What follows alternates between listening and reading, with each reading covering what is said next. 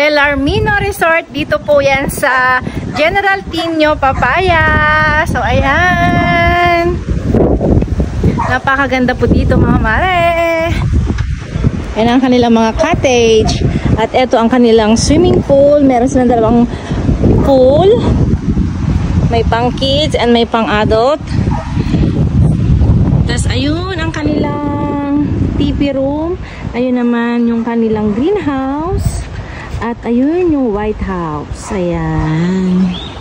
Ganda dito. Oh. Mas maganda ito. Oh. Meron silang dinosaur. Ayan.